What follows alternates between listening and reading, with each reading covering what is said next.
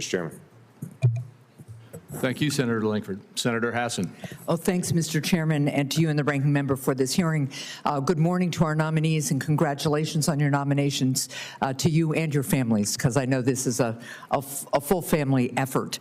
I'm going to start with a question, and with respect to my colleague from Oklahoma, I want to be very clear. I ask all nominees this question: if directed by the president to take an action that would break the law, would you follow the law or follow the president's directive?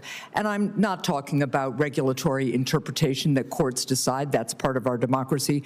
I'm talking about a president whose OMB director sat in front of me in a committee hearing and said he did not believe that he or the president had to follow the Impoundment Control Act of 1974, even though the Supreme Court of the United States ruled that it is constitutional. So right down the line, if you're directed to take an action by the president that would break the law, are you going to follow the law or the president's directive, Mr. Switzer? I will follow the law.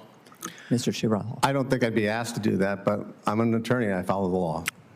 I was in Trump 45, honored to serve in that role. I was never asked to violate the law, and I believe if President Trump were here right now, he'd say, Mike Stewart, follow the law. Well, good, because he pardoned a bunch of people who attacked police officers and were convicted by a jury of ordinary Americans. Mr. Thurr. Senator Hassan, I don't expect I would ever be asked that, but irrespective of the actions of others, I will follow the law.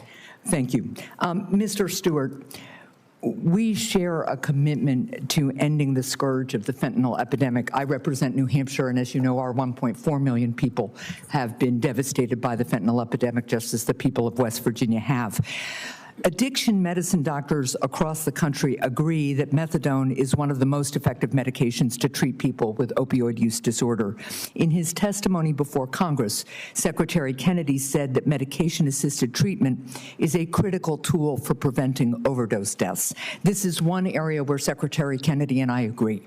As a state senator, you introduced a bill that would have outlawed methadone clinics in your state, which would have effectively ended the use of methadone to treat opioid addiction in West Virginia. I understand that there are bad actors in the methadone clinic space, to be sure, but do you think Secretary Kennedy is wrong to support medication-assisted treatment like methadone? So I thank you for the question very much, and it's such an important question, and it rides inside my soul, and at times of the essence, but I support and agree with Secretary Kennedy full-heartedly on the issue of medically assisted treatment. That story that you're talking about in terms of methadone, the issues of methadone, Suboxone, other treatment methodologies with respect to the opiate scourge or people who suffer with substance abuse disorder, one of the most important things they get is they need wraparound services with that. No, I understand that. I'm just trying to get at, so you'll support efforts at the department to expand access to all types of medication-assisted treatment, including both methadone and buprenorphine? I'm going to support Secretary Kennedy on this issue. I agree with him on it, but keep in mind there's a difference between being a policy maker in West Virginia. I just want to understand that you agree that the gold standard here is medication-assisted treatment for fentanyl addiction in particular. Buprenorphine's important. Doctors can now prescribe it in their offices. It's really important. I agree that wraparound services are also important. I just wanted to make sure that we're clear on that. Let me move forward to Mr. Shirello. If confirmed, you'd oversee the distribution of grant funding that Congress appropriates to the department. Congress appropriated $286 million for the Title X Family Planning Program this year. This funding supports preventive care visits for nearly 3 million Americans each year.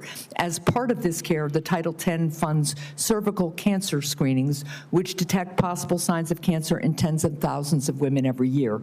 If confirmed, will you commit to distribute every dollar that Congress appropriates for the life-saving Title X program in accordance with the law? Thank you for the question, Senator Hassan, and I appreciated the opportunity to meet with you and talk about this issue before. The Title X issues that you're talking about, and particularly cancer screening, are issues that have hit my family, and we can't emphasize the importance of getting tested and being evaluated on those things. As I told you at the beginning here, I will follow the law when it comes to appropriations and managing, and I will lean heavily on my operating divisions to guide as to what the mission critical funding is necessary. All right, well, I appreciate that. Right now, the administration is withholding $500,000 in Title X money from my state, even though it has been appropriated, and it is supposed to be used for these cancer screenings, so I hope we can get to work to getting that money out. Finally, Mr. Switzer, we need to work on a bipartisan basis to counter China's unfair and abusive trade practices.